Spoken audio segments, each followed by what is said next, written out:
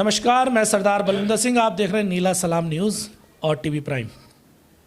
तो आज हम पहुंचे हैं मुरादनगर में। मुरादनगर में आज राजेंद्र पांचाल जी हमारे साथ में हैं।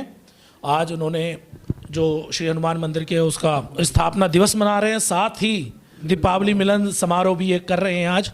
तो इसी को लेकर चर्चा करेंगे। तो सबसे पहले राजेंद्र पांचाल जी, स्वागत है। कैसे हैं? मैं ठीक हूँ। अच्छा, आज का जो कार्यक्रम है उसके बारे में और उसकी रूपरेखा के बारे में। आज का कार्यक्रम भगवान संकट मोचन श्री हनुमान मंदिर जी का स्थापना दिवस है और इसी के साथ साथ उनकी पिछले 29 वर्षों से हम स्थापना दिवस मना रहे हैं। अब से 29 साल पहले इस संकट मोचन हनुमान जी की स्थापना हमारे गुरुजी श्री हरिहर जी महाराज मथुरा वाले की सानिध्य में हमें यह स्थान बनाने का सौभाग्य मिला और यहाँ पर हमारे गुरुजी की समाधि भी है और उनकी समाधि से प्रतिवर्ष हम जो है यहाँ पे जो है ये आपका जो थोड़ा इसका रामायण का अखंड पाठ इत्यादि और जो सुंदरकांड और ये हवन इत्यादि करते हैं। तो और भंडारे का आयोजन भी किया जाता है प्रत्येक वर्ष। इस वर्ष जो है हम इसमें क्योंकि कोविड के समय से कुछ सामाजिक गतिविधियाँ बंद हो गई थी, क्योंकि मैं अखिल भारतीय विश्वकर्मा पांचाल महासभा का प्रदेश अध्यक्ष हूँ। उस नाते पिछले कोविड की वजह से पिछले 2 साल से सारी सामाजिक गतिविधियाँ बंद थी। तो अब थोड़ा सा ये समय मिला है कि कोविड थोड़ा कम हुआ है लोगों को, फिर भी हमने ये रखा है कि भाई जब जो कोविड नियमों का पालन करें और शांति के साथ में जो है दीपावली मिलन का एक छोटा सा प्रोग्राम हमने यहाँ पर रखा हुआ है। यहाँ पे हमने जो है इस समारोह को जो है स्थापना दिवस के साथ साथ दीपावली मिलन समारोह के रूप में भी मनाने जा रहे हैं। तो जैसा कि हम लोग जानते हैं कि आप एक पॉलिटिकल पार्टी के साथ भी जुड़े हैं, अगर मैं गलत नहीं हूँ तो क्या उससे रिलेटेड भी आज चर्चा होगी यहाँ पर? देखिए, पॉलिटिकल पार्टी के से जहाँ तक जुड़े हुए की बात है, मैं पॉलिटिकल पार्टी से जुड़ा हुआ इस वजह से हूँ क्योंकि मैं अखिल भारतीय विश्वकर्मा पांचाल महासभा का प्रदेश अध्यक्ष हूँ और हम जो है अब से पहले जो हमारी अखिल भारतीय विश्वकर्मा पांचाल महासभा है अब से कम 10 वर्ष पूर्व कांग्रेस पार्टी से जुड़ी हुई थी और पिछले कांग्रेस पार्टी से जुड़े होने के नाते हम जो है पिछले काफ़ी समय से कांग्रेस को सपोर्ट कर रहे थे, परंतु पिछले 10 वर्षों से हम भारतीय जनता पार्टी को सपोर्ट करते आए हैं और पिछली बार भी हमने सामूहिक रूप से अखिल भारतीय विश्वकर्मा पांचाल महासभा के बैनर के नीचे भारतीय जनता पार्टी को अपना पूर्ण समर्थन दिया था।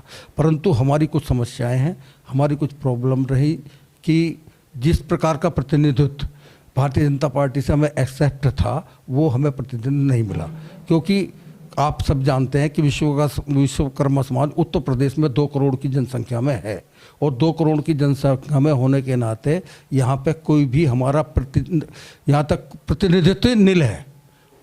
MLA, MP और यहाँ तक कि नगर निगम के चेयरमैन, नगर पालिका चेयरमैन में छोटे मोटे मेंबर्स वगैरह या छोटे ग्राम पंचायत वगैरह में प्रेफरेंस दिया जाता है, परंतु उसके अलावा जो बड़ी सीटें हैं, हमारी विधानसभा की सीट हैं, हमारी लोकसभा की सीट हैं, हमारी नगर निगम और नगर पालिका की सीटें हैं, हम लोगों को जो है विश्वकर्मा समाज को जो है इसमें भागीदारी नहीं दी जाती, जबकि सबको पता है कि हमारी 2 करोड़ की जो है आबादी है उत्तर प्रदेश में और पूरे भारतवर्ष में हम जो हैं तकरीबन 7-10 करोड़ के करीब हम लोग हैं। तो आपने अब तक कितने समाज के लोगों को साधने की तैयारी करी है, क्योंकि 2022 का चुनाव अब कुछ ही महीनों के अंदर होने वाला है, तो आपको लग रहा है इस बार आप जो लगातार आयोजन कर रहे हैं उससे कहीं ना कहीं विश्वकर्मा जो समाज है वो एकत्रित होगा और इस बार भाजपा के अगेंस्ट जाएगा? देखिए, भारतीय जनता पार्टी के अगेंस्ट होने की बात यह कि आप सब इस वर्तमान समय तक तकरीबन 99% लोग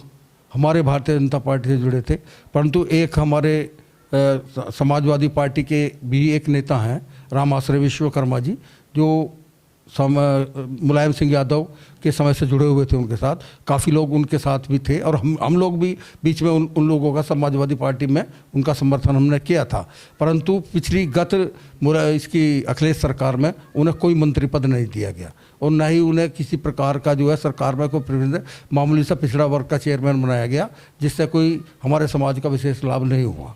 जब वो मंत्री थे उससे हमारे समाज ने काफ़ी थोड़ा बहुत लाभ उठाया था, परंतु अब जो है ये स्थिति हो गई है कि विश्वकर्मा समाज को पूछने वाला नहीं है। पूरे उत्तर प्रदेश के अंदर एक सीट उन्होंने पिछली बार भी दी थी और हो सकता है एक ही सीट अब की बार भारतीय जनता पार्टी देगी। उस भारतीय जनता पार्टी में जो है श्री कृष्ण मुरारी विश्वकर्मा जी हैं, जो पूर्व राज्य मंत्री थे, उन्हें एक सीट मिली है। अभी वहाँ विश्वकर्मा समाज का अधिवेशन भी हमारा हुआ था, तो बहुत ज़्यादा संख्या वहाँ नहीं पहुँची है। अब कि हमारा विश्वकर्मा समाज इस बात से लेकर उद्वेलित है कि उसे पूर्णतः भागीदारी नहीं मिल रही है। क्या आपको लग रहा है, रोजगार की बात करें हम चाहे या सरकारी जो साधन संसाधनों पर हक अधिकार की बात करते हैं, क्या वहाँ पे विश्वकर्मा समाज जो है ठगा अपने आप को महसूस कर रहा है? बहुत ज़्यादा अपने आप को ठगा महसूस करा विश्वकर्मा समाज के साथ में, क्योंकि हम लोग जो है विश्वकर्मा समाज में हर किस्म के आदमी हैं। कुछ उद्योगपति भी हैं, कुछ जो है इंडस्ट्रियलिस्ट हैं, कुछ इंजीनियर, ज़्यादातर इंजीनियर्स भी हैं, और दूसरे हमारे बच्चे जो पॉलिटेक्निक करके आ रहे हैं, उन बच्चों को कहीं भी रोज़गार नहीं मिल रहा है। और जो है ITI बच्चे जो है ऐसा इधर उधर घूम रहे हैं, उन्हें विश्वकर्मा समाज के कई बच्चों को कोई प्रिफरेंस, जबकि वास्तविक होना ये चाहिए कि विश्वकर्मा समाज के कम से कम अलग से 10% देते, क्योंकि ये टेक्निकल लोग हैं, इनमें अपनी अपनी अलग बुद्धि है और वो टेक्निकल को समझते हैं, जानते हैं और टेक्निकल कार्य करते भी हैं। हमारे अनपढ़ व्यक्ति भी अन्य समाज के लोगों से ज़्यादा टेक्नीशियन है, ज़्यादा वैज्ञानिक है, ज़्यादा बुद्धि वाले लोग हैं, परंतु राजनीतिक क्षेत्र में पूर्णतः पिछड़े होने के कारण हमें किसी भी प्रकार का लाभ नहीं मिल रहा। कहीं ऐसा तो नहीं है कि जिस तरह से हमने देखा उत्तर प्रदेश की राजनीति के अंदर अलग अलग जातियों के अपने बड़े बड़े नेता हैं, तो कहीं ऐसा तो नहीं कि विश्वकर्मा समाज अपने कोई नेता ना बना पाए, जिस कारण ये बातें नहीं उठ पा रही हूँ? अच्छा नहीं, ऐसा नहीं है कि विश्वकर्मा समाज बार बार प्रयास करता रहा है। अभी एक छोटी सी बात है कि हमारी एक 17 सितंबर की अवकाश हुआ करता था, भगवान विश्वकर्मा का पूजन दिवस।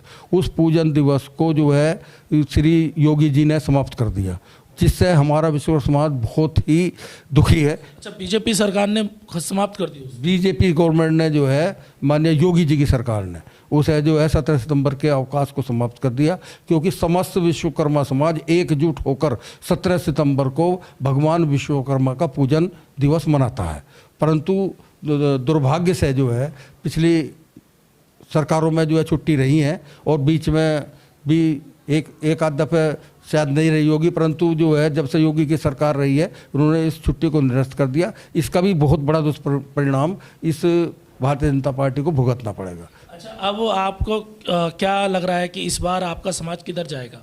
देखिए, इस समय हमारे आज तक विश्वकर्मा समाज का दुर्भाग्य रहा था कि हम अब तक हमारी अपनी कोई निजी पार्टी नहीं थी। हम अन्य पार्टियों के पिछड़ों के रूप में कार्य कर रहे थे। भारतीय जनता पार्टी में भी काम कर रहे थे, तो छोटे मोटे पदों पर उन्हें लोलो पोप देकर जो है शांत कर दिया जाता था। किसी को मेंबरशिप दे दी, किसी को जो है उपाध्यक्ष बना दिया, अध्यक्ष किसी को नहीं बनाया, उपाध्यक्ष बना दिया, किसी को महामंत्री बना दिया। इस प्रकार से छोटे मोटे कार्य किए हैं, संगठन में वो काम करते रहे हैं। उनका बेचारों को बहुत ज़्यादा योगदान भी हम लोगों का रहा है। परंतु अब की बार विश्वकर्मा समाज ने विशेष रूप से SP सिंह जी ने जो है एक पार्टी का निर्माण किया है, और जो न्याय पार्टी के नाम से पार्टी है। तो अब की बार पूर्ण विश्वकर्मा समाज बिल्कुल हम विश्वास के साथ आपको कहते हैं कि न्याय पार्टी के साथ जाएगा, और न्याय पार्टी अपनी क्या नाम जो है कम से कम 100 सीट जो है निकाल देगी। हमें ऐसा पूर्ण विश्वास है, क्योंकि हमारे साथ अन्य समाज के जो पिछड़े वर्ग के लोग हैं, वो भी चाहे आपके दूसरे समाज के जितने भी लोग हैं, जैसे पाल समाज के लोग हैं, जैसे सैन समाज के लोग हैं, जैसे सैनी समाज के लोग हैं, जैसे क्या नाम आपके प्रजापति समाज के लोग हैं, जो भी पिछड़े वर्ग के लोग हैं वो न्याय पार्टी से जुड़ रहे हैं। और वो न्याय पार्टी से जुड़ने के साथ साथ इनका एक कोलैबोरेशन भी हुआ है। उस कोलैबोरेशन के माध्यम से हम जहाँ भी कोशिश ये करेंगे ज़्यादा से ज़्यादा सीटें 100 सीटों पर न्याय पार्टी खड़ी करें और दूसरी अन्य सीटों पर आए, निश्चित रूप से सरकार बनेगी। तो ये थे हमारे साथ राजेंद्र पांचाल जी, जो लगातार विश्वकर्मा समाज की आवाज़ को उठाते रहते हैं और बड़े लीडर हैं। तो अब ये फैसला समाज को खुद करना होगा कि हक अधिकार, क्योंकि डॉक्टर BR अम्बेडकर संविधान में उन्होंने भी एक बात कही थी, अधिकार जो मांगने से नहीं मिलते उन्हें छीनना पड़ता है। इसी तरीके से आज की बात जो चल रही है, हमने अभी हाल में कुछ रैलियां इनकी कवर करी हैं, उसमें देखा एक भारी मात्रा में विश्वकर्मा समाज एकत्रित हो रहा है, और ये लग रहा है कि अपने हक अधिकारों के लिए सड़कों पर उतरने को तैयार है, छीनने को तैयार है। उम्मीद करते देखते हैं चुनावों में क्या हुआ, परिणाम क्या आएगा। लेकिन एक बात तो माननी पड़ेगी, जिस समाज का प्रतिनिधित्व नहीं होता उसे उसके अधिकार भी नहीं मिलते। तो समाज को अपना प्रतिनिधित्व खुद बनाना पड़ेगा, तभी कुछ अधिकार उसको मिलेंगे। इसी के साथ मैं सरदार बलविंदर सिंह, नीला सलाम न्यूज़ और TV प्राइम से धन्यवाद।